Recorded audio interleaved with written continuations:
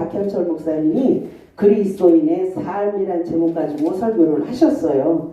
근데 내가 적어놓은 내용 중에 반을 하셨고요. 제가 적어놓은 성경 중에 반을 말씀을 하셨어요. 그래서 기도까지 다 하고 8시면 끝날 것 같아요. 중복된 내용들이 많으니까 또 다들 아는 말씀이니까. 지난번에 제가 다른 데에 가서 이사야서 60장 1절을 가지고 1절에서 3절 말씀을 가지고 말씀을 전했는데 그 말씀을 전하면서 사실은 제가 은혜를 받았어요. 아니 빛이 되는 삶을 살아야 하는데 우리 다 그렇잖아요. 성도들도 마찬가지지만 주의 종들은 더하단 말이에요. 빛이 되는 삶을 살아야 되는데 내 삶이 정말 사람들에게 비춰봤을 때 아까 말했던 사도 바울처럼 나를 본받는 자가 되라라고 내가 나가서 얘기할 수 있냐는 얘기죠. 그 모습을 돌아보면서 지난 시간에 제가 설교하면서 제가 은혜를 받았어요. 근데 오늘은 요한일서 2장 7절에서 11절 말씀을 보니까 7절에 뭐라고 서기에 써 있냐면 사랑하는 자들아 라고 써 있습니다. 여러분들 아까 우리 양성민 목사님 찬양하면서 뭐 하트를 날리고 우위로 날리고 밑으로 날리고 난리가 났었습니다. 여러분들 사랑한다 소리 얼마나 하고 사십니까? 내 형제들 말고 내 식구들 말고 밖에 있는 사람들을 향해서 얼마나 하고 사십니까? 저는 그 사랑이란 단어가 굉장히 인색한 사람이에요. 사랑이란 단어가 제 입에서는 그렇게 무겁고 어려울 수밖에 없어요. 그래서 굉장히 인색한 사람인데 하나님께서 제가 양성민 목사님을 향해서 양성민 목사님 2번째 봤을 때인가 3번째 봤을 때인가 만나서 반가워가지고 아이고 목사님 반갑습니다. 또 뵙네요 하고 나서 제가 제 입으로 주의 사랑으로 사랑합니다 그랬어요. 근데 거기서 끝났으면 얼마나 좋아. 이 입이 방정이 어머 미쳤나봐. 내가 왜 그래. 내가 사랑합니다 해놓고 내가 내 입으로 그랬어요. 왜? 제가 그랬잖아요. 제 입에서 사랑이란 단어가 참 무겁다고. 근데 양성민 목사님을 봤는데 뭐 그게 의도된 거겠어요. 성령님이 시켰으니까 하죠. 그래서 지금 양성민 목사님하고는 진짜 어느 누구보다 굉장히 각별하고 친하게 잘 지내요. 네, 저도 사랑합니다. 오늘 사랑하는 자들아 라고 요한이 요한일서를 써서 편지를 보내면서 수신자들에게 그렇게 사랑한다라고 얘기를 해요. 성도들을 향해서 사랑한다라고 얘기를 하고 이웃을 향해서 사랑한다라고 얘기를 합니다. 하나님 안에 거하면서 빛 가운데 거하는 자들의 삶이 사랑이 드러나야 되는 삶입니다. 근데 우리들의 사랑이 드러나고 사는가요? 제가 제 모습을 보면서 제가 전에도 말씀드렸지만 저는 아이들이 셋인데 한 번도 아무개야 사랑해 하고 키워본 적이 없어요. 한 번도. 우리 조카들을 키우면서도 몇 번을 안 했던 것 같아요. 근데 우리 손녀딸이 태어나고 나니까 이 사랑해가 아주 입에 붙어서 살아요. 우리 막내딸 말 엄마 왜? 엄마가 그렇게 이뻐할 줄을 몰라. 왜냐면 사랑한다 소리를 입에다 달고 살으니까. 왜? 지들은 평생을 가야 몇 번 들어보지도 못했는데 손녀딸은 볼 때마다 하루에 몇 번씩 수십 번씩 사랑한다라고 얘기를 하니까 우리 딸이 엄마가 그렇게 사랑이 많은 사람인 줄 처음 알았고 그렇게 손녀딸을 이뻐할 줄 몰랐다라고 얘기를 하더라고요. 우리는 빛이 임한 자는 그 빛이 누구예요? 예수 그리스도예요. 그 빛이 우리는 잘 알다시피 하나님이고 예수 그리스도입니다. 우리는 빛을 가진 자들이기 때문에 내 안에 예수 그리스도가 있어야 되고 예수 그리스도로 인해서 그 빛이 발산되어야 하고 그 빛의 결과로 사랑이 드러나야 된다. 아멘. 하나님과 사귐이 있고 빛 가운데 거하는 자들은 사랑을 할 수밖에 없다라고 얘기해요. 아멘. 제가 요즘에 이렇게 보면 제가 자신을 보고서도 많이 놀래요. 저요 우리 애들도 이렇게 안 끌어주는데 요즘 목사님들을 보면 아주 자동으로 끌어안아요. 목사님들을 보면. 그게 어디서? 참 좋은 교회에서 제가 훈련이 된 거예요.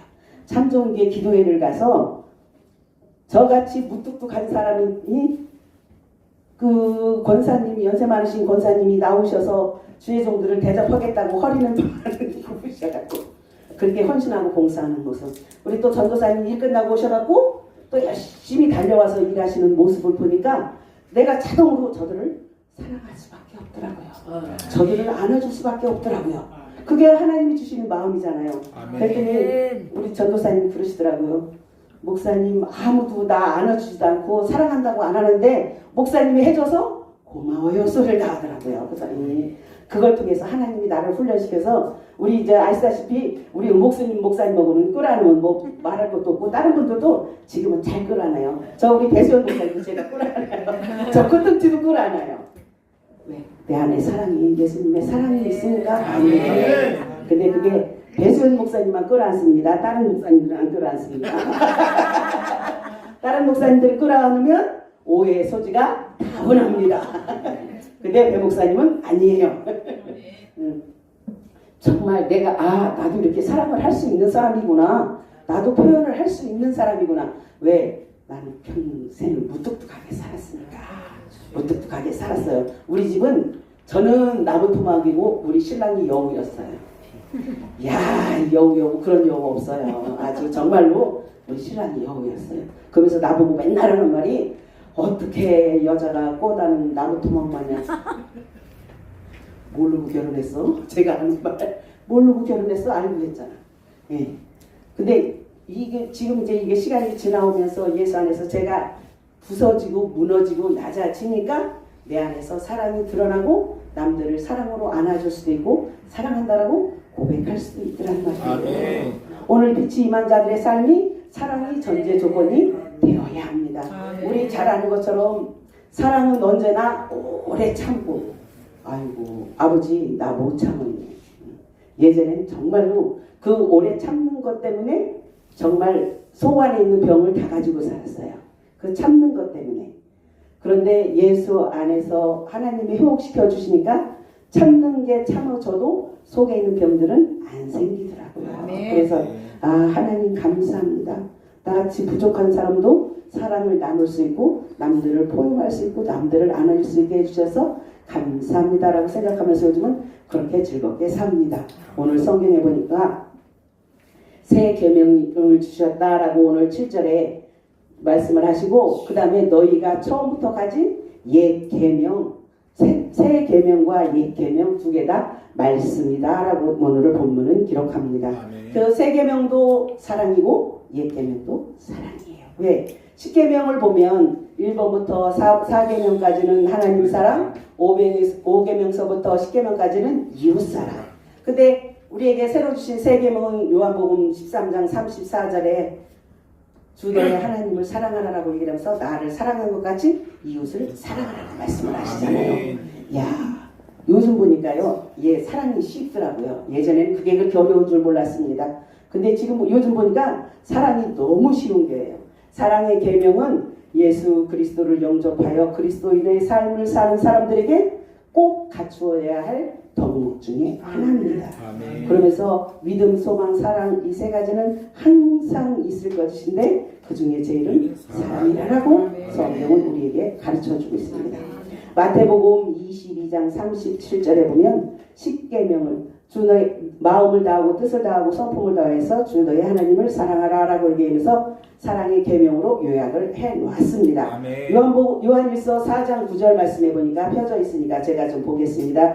9절에 하나님의 사랑이 우리에게 이렇게 나타난 바 되었은즉 하나님이 자기의 독생자를 세상에 보내심은 저로 말미암아 우리를 살리려 하심이라. 아멘. 하나님의 사랑은 예수 그리스도를 보내주셔서 죽으시고 부활하심으로 인해서 우리들을 구원하신 것, 그것이 저와 여러분들을 향한 하나님의 사랑이라고 성경 기록합니다. 예수 그리스도를 통해서 인간에 대한 사랑의 결정을 보여주신 내용, 우리가 잘 아는 요한복음 3장 16절. 우리는 말로는 사랑한다라고 굉장히 표현을 잘할 때도 많습니다. 공수표 날릴 때도 많아요.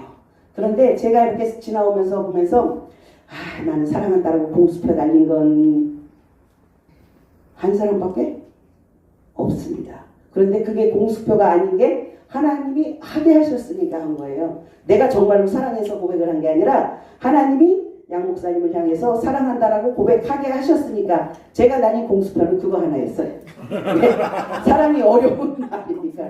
근데 하나님이 그렇게 하시고 나니까 보시다시피 제가 성격도 까칠하고요. 그렇다고 애교가 있는 것도 아니고 그냥 이렇게 친해지면 이렇게 꺼불꺼불하고 잘 노는데 친해지기까지 시간이 많이 걸려요.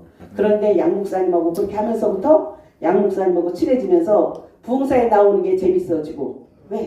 처음에 어색하잖아요. 아니 뭐 무슨 부흥사 자질도 없는데 부흥사에 나와서 설교하라고 그러고 찬양하라고 그러니까는 나오기는 하는데 불편하잖아요. 근데 양 목사님한테 그렇게 고백해놓고 나니까 이제 둘도 없는 친구가 돼버렸잖아요. 그러니까 부흥사에 나오는 것도 좋고 같이 나와서 잘하든 못하든 같이 웃고 들고 즐기고 떠들면서 같이 사역하는 게 너무 행복하고 좋더란 말이에요. 그게 지금까지 이어져 오는 관계예요. 그것을 통해서 내가 지금은 어느 누구도 사랑할 수 있고 포용할 수도 있고, 저도 성질이 참 만만치 않은 사람인데 많이 하나님께서 내려놓게 하시고 부서지게 하시고 낮아지게 하시고 무너지게 하셔서 지금 이 자리까지 섰어요. 근데 아직도 무너져야 될 부분이 많고 부서져야 될 부분들이 많이 있어요. 그거는 하루아침에 깨지는 게 아니라 하나님이 서서히 조금씩 내려놓게 해줘서 하나님이 원하시는 돌 보통이 돌로 다듬어서 하나님이 저를 귀하게 쓰실 줄 저는 믿습니다. 그게 있으니까 이러고 삶을 감당하면서 가는 거거든요. 그런 소망이 없고요. 그런 희망이 없으면 여기 와서 이러고 있을 필요 없어요. 집에 따뜻한 방구석에 넣어서 이걸 뒤집어 쓰고 TV를 봐도 되고요. 유튜브를 봐도 되고요. 성경책을 읽어도 되고요. 그런데 하나님께서 저와 여러분을 향하신 뜻이 있기 때문에 저와 여러분들은 이 시간에 여기에 나와 있는 겁니다. 예수님께서 순종하심으로 말미암아 모든 계명을 완성해서 사랑을 완성시켜 놓으셨습니다. 예수님께서는 모든 믿는 자들에게 구원이라는 새로운 삶을 주셨고 영생을 부여해 주셨습니다. 그것들을 어떻게 관리할지는 저와 여러분들의 몫이에요. 하나님 예수님이 우리를 따라다니면서 옥수나 그건 그렇고 하면 안 되고 그렇게 해주시면 얼마나 좋아요. 근데 우리 예수님은 절대 안 그러시거든요. 우리는 아이들 키울 때 뒷공문이 쫓아다니면서 글로 가면 안 돼. 거기는 위험해. 그쪽으로 가면 안 돼. 거기는 나쁜 사람들이 있어. 라고 우리 아이들은 가르쳤지만 하나님은 저와 여러분들에게 그렇게 안 하신단 말이에요. 왜? 우리의 귀를 쫑긋 열어서 하나님의 음성을 들어서 우리가 캐치해 나가길 원하고 계시기 때문입니다. 하나님의 음성 듣는 거, 하나님의 말씀 듣는 거, 하나님의 은혜를 깨닫는 거, 하나님의 사랑을 체험하는 거, 이게 하루가 지나면 지날수록 날로 새롭고 날로 감사하더라고요. 제가 하야성에 들어오면서 내가 이게 맞나 하고 생각을 했었어요. 왜? 제가 이 겨자씨에서도 몇 년을 있었지만 나는 예전에 저희 선배님이 저한테 그러셨어요. 어느 부흥단체를 오라고 그러면서 부흥단체를 오라고 그래 제가 저는 부흥사 자질이 없습니다 라고 말씀드렸더니 그 선배님이 뭐라고 하셨어요? 웃길 줄 알면 돼. 저한테 하는 얘기가 그래서 나 못 웃겨요. 그랬더니 그 다음 얘기가 울릴 줄 알면 돼. 아니 울릴 줄도 몰라. 그렇고 그 얘기하고 석 달 만인가 제가 겨자씨에 들어갔어요. 그러고서 그 교회를 부흥회를 갔습니다. 그랬더니 위아래로 한참을 쳐다보시더라고요. 이렇게 부흥사를 통해서 겨자씨를 통해서 하나하나 배워오고 사실은 아무것도 모르는 부흥의 부흥자들이요. 그리고 은사의 은자도 저는 싫어하는 사람 중에 하나였던 사람이거든요. 그런데 하나님께서 이렇게 부흥회도 마찬가지, 은사 사역하는 것도 마찬가지 하나님께서 조금씩 열어주시고 만져주시고 이끌어 오시니까 지금 이 순간까지 감사함으로 올 수 있는 거예요. 정말 하나님의 은혜가 아니면 우리 아까 배 목사님 찬양하셨지만 하나님의 은혜가 아니면 우리는 아무것도 할 수 없거든요. 제가 날마다 고백하는 게 그거예요. 모든 것이 다 하나님의 은혜입니다. 모든 것이 다 하나님의 사랑입니다 라고 고백하면서 제가 살아요. 우리 삶을 돌아보면서 자녀들을 돌아보면서 우리 아이들이 어렸을 때는 말을 굉장히 잘 들었어요. 직장 생활 오기 전까지는 말들을 참 잘 들었어요. 또 제가 엄하게 교육도 시켰고. 근데 어느 날 보니까 아니 무슨 저 혼자 컸어.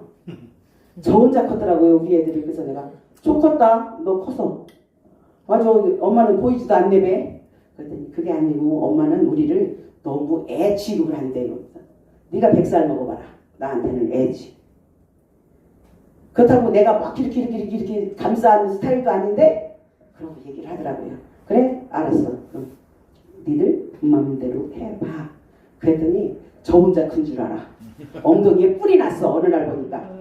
이런 이제 제가 이제 목사 되기 전에 이런 욕을 막 날려가면 막 혼내켰어요. 새 애들을 앉혀놓고.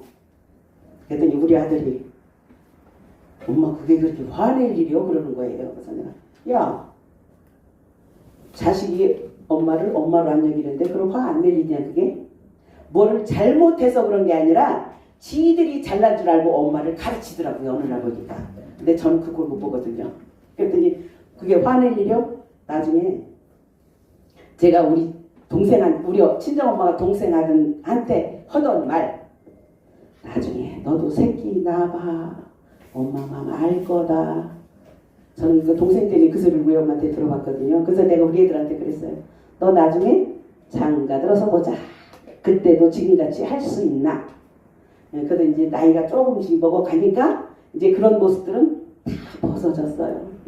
그런 모습들은 지들이 잘난 줄 알고 지들만 최고인 줄 알고 살던 모습들은 다 벗어져서 지금은 이제 엄마라고 그러면 이제 뻑뻑하기는 해요. 근데 그래도 아직도 뭐 죽을 때까지 완전히 내려놓지는 않겠죠.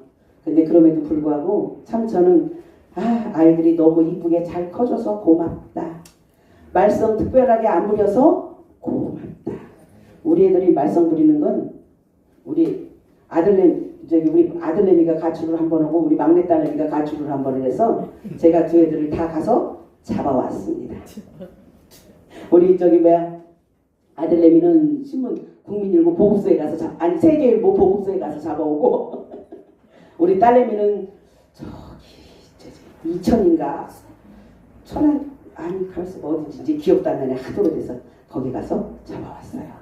친구들하고 여행 가가지고 안 와가지고 가서 잡아왔어요. 아니 여행을 가면 엄마 이만저만 해서 이렇게 저렇게 해서 이렇게 됐어라고 해주면 좋은데 아니 어느 날 온다 간다 말도 없이 얘가 사라져갖고 연락도 없어. 전화를 해도 받지도 않아.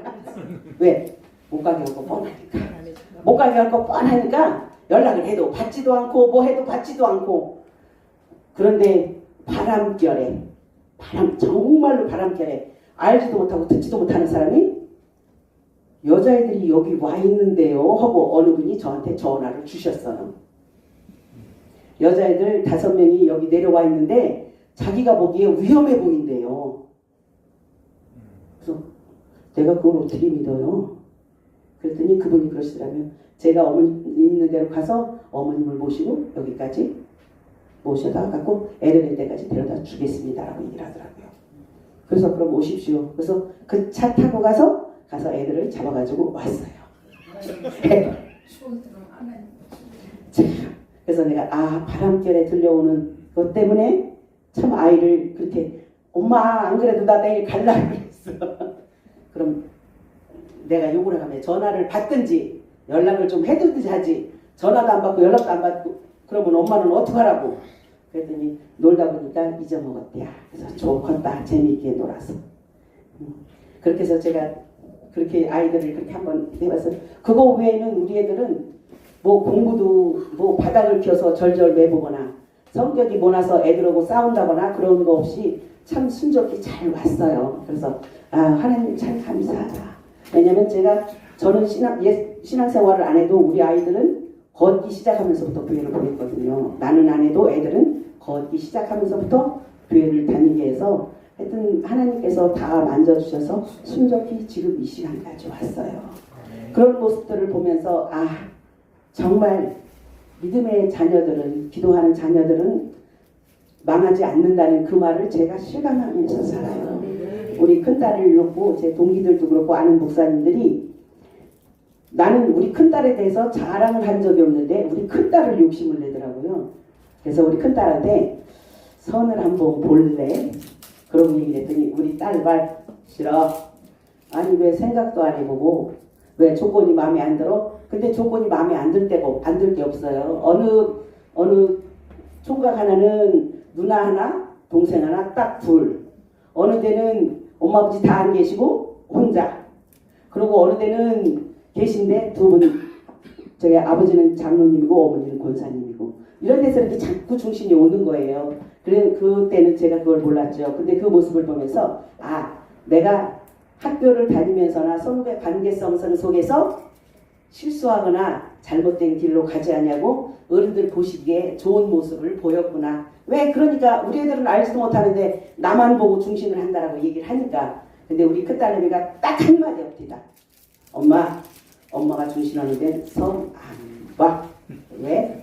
엄마 목사잖아.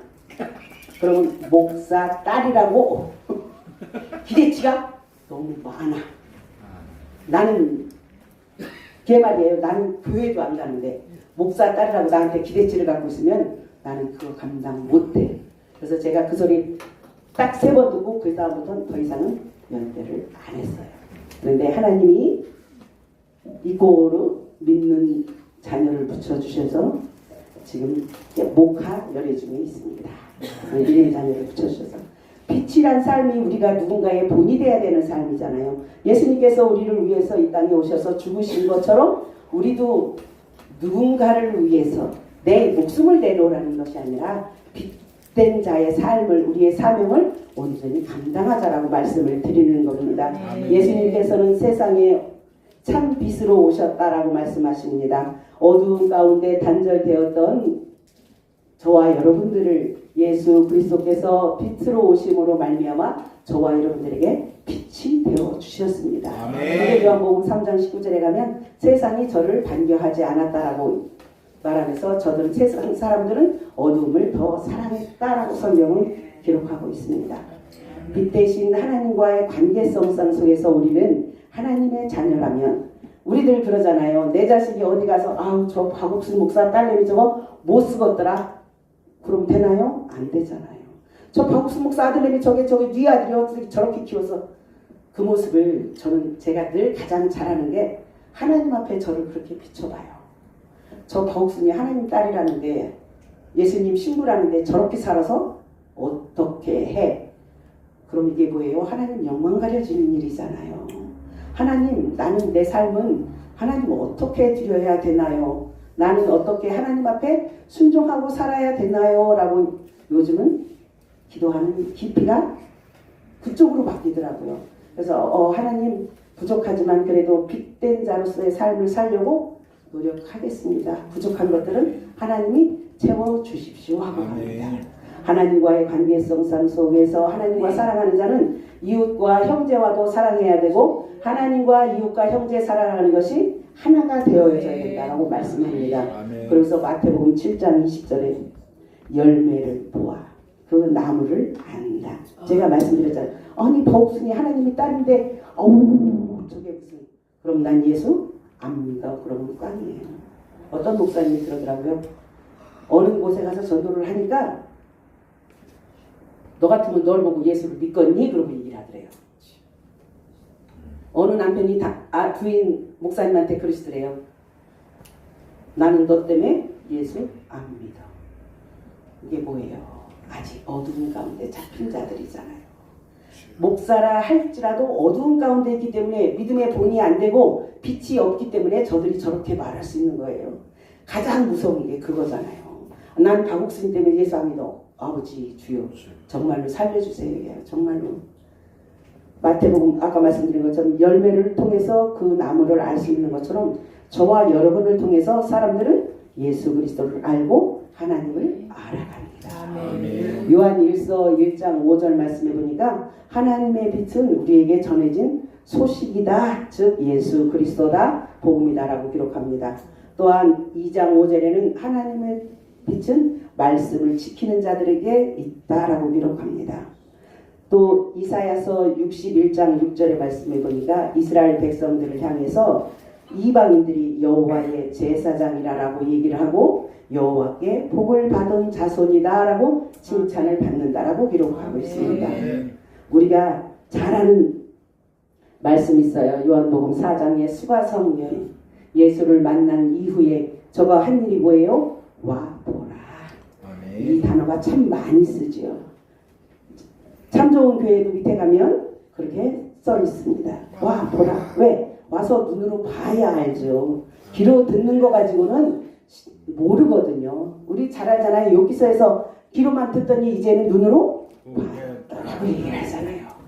그래서 우리의 삶이 본이 되는 삶이 돼야 되고 빛이 되는 삶을 보여줘야 된다라고 오늘 성경은 말씀하고 있습니다. 아멘.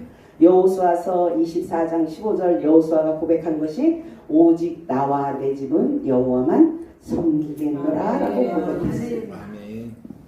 그리고 또 우리가 잘 알다시피 요한복음에는 예수님께서 나는 세상에 비치고 생명의 떡이다라는 말로 에고 에임이라는 단어가 7번이나 써 있습니다. 우리는 어떠한 빛된 자의 삶을 살기를 원하십니까? 예수의 그리스도의 빛을 나타내기 원하십니까? 아니면 내가 가지고 있는 나를 나타내기를 원하십니까?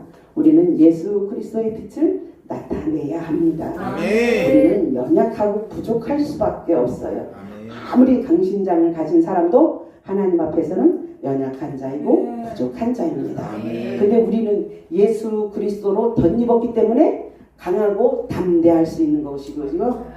지난번에 어디에 가서 들었나? 큰 믿음 주세요 라고 기도하라고 얘기를 하시더라고요. 그래서 내가 큰 믿음 작은 믿음이 있나 하고 말씀을 드리면서 생각해 보니까 작은 믿음은 제가 혼자 깨달은 거예요. 작은 믿음은 소극적인 거, 큰 믿음은 적극적인 거. 아멘. 적극적으로 주의를 해야 되거든요. 아니 내가 누가 시켜줄 때까지 저도 그러는 스타일이긴 해요. 제가 뭔가를 하면 앞장서서 하지는 않습니다. 그런데 누군가가 뭔가를 시키면 그거는 영락없이 해내거든요. 사실은 그 부분도 소극적인 부분과 적극적인 부분이 곁들여져 있는 거예요. 아멘. 왜냐하면 또 제가 앞에 나서서 이러고 저러고 하면 소리가 시끄러워지니까, 고집이 세서 시끄러워지니까 적극적으로 나서지 않고 뒤에서 아유 목사님 이것 좀 이렇게 해줬으면 좋겠습니다 라고 얘기를 하면 알았어요 하지요. 그러고서 저는 하고 가는 스타일이에요.